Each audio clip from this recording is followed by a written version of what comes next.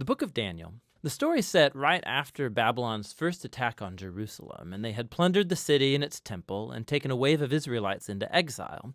Among them were 4 men from the royal family of David: Daniel, who's later named Belteshazzar, and his 3 friends who you probably know by their Babylonian names, Shadrach, Meshach, and Abednego. This book tells of their struggles to maintain hope in the land of their conquerors. The book's design seems pretty simple at first. Chapters 1 through 6 contain stories about Daniel and his friends in Babylon, while chapters 7 through 12 contain the visions of Daniel about the future. But this 2-part shape is made even more interesting by another design feature, and that's the book's language. It begins in Hebrew, the language of the Israelites, but chapters 2 through 7 are written in Aramaic, a cousin language to Hebrew spoken widely among the ancient empires. But then in chapters 8 through 12, it goes back to Hebrew.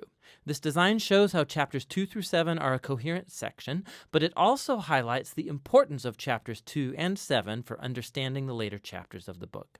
Let's just dive in. Chapter 1 introduces the basic tension of the first half of the book. Daniel and his friends, they're really wise and capable, and they're recruited to serve in the royal palace of Babylon. But they're pressured to give up their Jewish identity by living and eating like Babylonians and violating the Jewish food laws found in the Torah.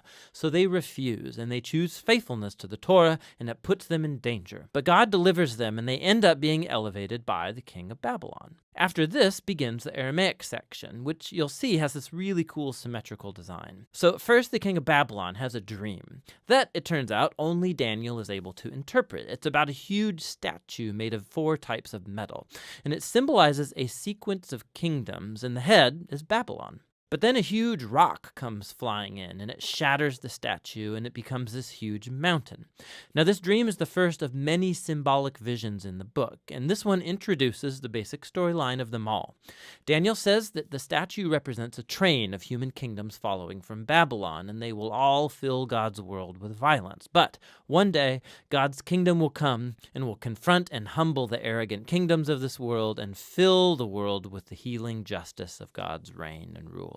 After this, chapter 3 tells the famous story of Daniel's 3 friends who refuse to bow down and worship a huge idol statue, which, like the statue in chapter 2, represents the king and his imperial power. And so the friends are persecuted. They're thrown into a fiery furnace, but God delivers them from death, and they're exalted by the king, who now acknowledges their God as the true one. After this come a pair of stories about 2 Babylonian kings, the father, Nebuchadnezzar, and then his son, Belshazzar. They're both filled with pride because of their imperial power, and so, like in chapter 2, God warns them both through dreams and then visions, which, also like chapter 2, only Daniel can interpret. He says that both kings are to humble themselves before God, and both kings arrogantly resist. So Nebuchadnezzar is stricken with madness. He becomes like a beast in the field. But then he humbles himself before God, and his humanity returns to him. He's restored as king. This is in contrast with his son, Belshazzar, who doesn't humble himself before God, and he's assassinated that very night.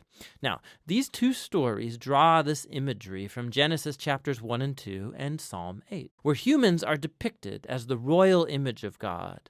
He's given them authority to rule over the beasts of the field and the birds of the air on behalf of God, who is the world's true king. But when human kingdoms forget that, when they rebel and make themselves and their power into a god, they become less than human, like violent beasts who will face God's justice.